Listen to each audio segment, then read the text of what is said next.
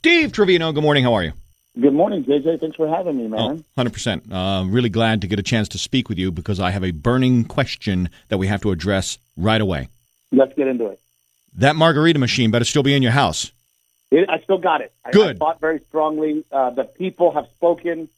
I told my wife that she would be extra Captain Evil. She made me take it out. Steve Trevino, comedian, coming to town on the 27th of this month, and he is called America's favorite husband. What does it take? I mean, what makes you America's favorite husband, Steve? Well, basically, I get to say all the things that you wished you could say as a husband. Oh. So I get to walk on stage. I get to report all the things that happen at my house. I get to do it for a living. I disguise it behind comedy. And you get to sit there and go, look, honey, I didn't say it. He did. So that's why I'm America's favorite husband. You are a man of men everywhere. I appreciate that. Look, I tell I give advice, and I walk on stage and I go, look, if you want to have a good day, do what I do. Every morning I wake up, I look at my wife and I go, I'm sorry. You're the best. I'm the worst. How is it that you do everything and I do nothing but get in your way? Thank you for adopting me and allowing me to live amongst your perfect presence. So is that part of speaking wife? Is that what it means to speak wife? It is part of speaking wife, yes. And I realized that young married men did not speak wife and that I had learned the language over years of abuse. So I decided to walk on stage and save all these young guys, give them a little advice as to all the things that I've learned. Like, for example, if she says do whatever you want, do not do whatever you want. Right. Do you feel like you need to make a different decision? Yes. Do you feel like when your wife asks you a question, she already knows the answer and she's just waiting for you to slip up? Does it feel like entrapment sometimes? It's exactly what it is. That's what speaking wife is. Okay. She's going to make a suggestion, and she already knows the answer to that suggestion. And you as a husband have to decipher the code. Like if she comes up to you while you're sitting in the living room happy and comfortable, and she says, are you thinking about going to the store? She's not asking a question. She basically said, get up and go to the store. Right. And you better already know what we need, because if not, that's going to be a whole nother source of, aggravation. Yeah. Are you going to pick up the kids today at school, or shall I? Well, do not say you shall. So you do a podcast as well, Steve, with your wife, who you affectionately call Captain Evil. It's Steve Trevino and Captain Evil in its third season. What is more challenging, doing stand-up in front of an audience or doing the podcast with your wife?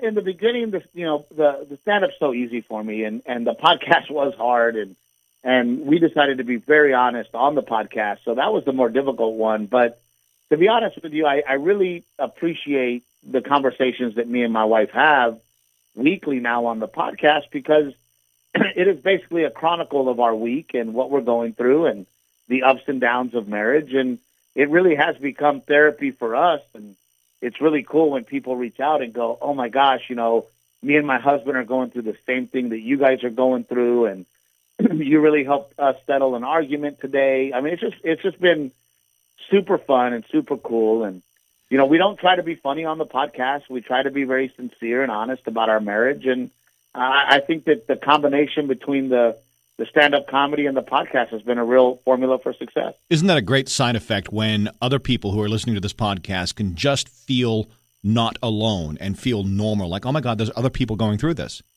Well, and that was the thing, right? I mean, the funny part is sometimes we would get into a heated argument on the podcast, and the producer would say, maybe we shouldn't put that one out there. That was a little rough. And I would go, you know what? Just put it out there. It's real. Yeah. And those are the episodes that really resonate with people and really get the big reaction and really get the, people sharing it. So, I mean, to me, I realized, and my wife realized that, man, when we're honest and real, people gravitate towards it. Yeah, 100%. So I've always wondered this about stand-up comedians, and I've got to ask, first time you did stand-up, like the very first time, what was it inside of you that gave you the courage and the confidence to say, you know what, I'm going to give this comedy thing a try. I think I can do it. Well, that's a hard answer. That's a hard question to answer, because my first time doing stand-up, I was 8 years old at my second grade talent show. Okay. So I've never feared being on stage. I've always inherently known that I want to be a stand-up comic. I almost say it was almost a calling for me. There was nothing inside me that wanted to do anything else. So for me, it's just been a natural progression. And, I started doing stand-up professionally at 19, but I was already doing it at 8 years old. So I've been doing this for, almost 40 years. Wow. That's incredible. So again, I mentioned your show's going to be at Botanica here in town. Beautiful spot, outdoor Wichita Gardens. It's where my wife and I got married, at the Koi Pond Pavilion. With all that said, you're going to be surrounded by a lot of flowers, Steve. Is there going to be an expectation now to increase the amount of times you bring flowers home to your wife? Probably, and my wife's coming, so I have to also make sure that she doesn't put a bunch of flowers in her purse. Yeah. Dude, my wife does that. We'll be walking somewhere, and she'll get in somebody's yard to steal a succulent or a flower. And I'm like, what are you doing? You can't. I mean, who steals plants? Yeah, you can't do that at Botanica. Well, they can do it once a year, like they have a bulb sale where you can go take a bunch of bulbs. But other than that, you tell your wife, it's Renee, right? Renee, Captain Evil. Yeah, Captain Evil. Tell Captain Evil she cannot pull the plants out of the ground at Botanica. They frown upon that. No, I'm telling you. And by the way, I've done so many shows in creative places that at this point, I'm so proud of it. I'm the first guy to do a comedy show there. And I assure you that if this thing is successful, more to come, more to follow. And so far, so good. We're doing great on ticket sales. And good. I've never done Wichita before. I have a cousin that lives there, so I'm so excited to do it. Oh, you're in for a treat. Wichita's a great town. I hope you have some time to kind of poke around rather than just coming in, doing the show, and running out. Now, I want to close. I like closing with this question. Steve, what is the one thing you are into right now that has absolutely nothing to do with your job? Oh, gosh. You know what, man? I'm an avid hunter. I'm an avid fisherman. But lately I'm at the age where the lawnmower lines in my yard are most important. Dude, if those aren't straight, the neighbors they're talking. Oh yeah, we are in a yard of the month competition, and nobody talks about it, but we all know it.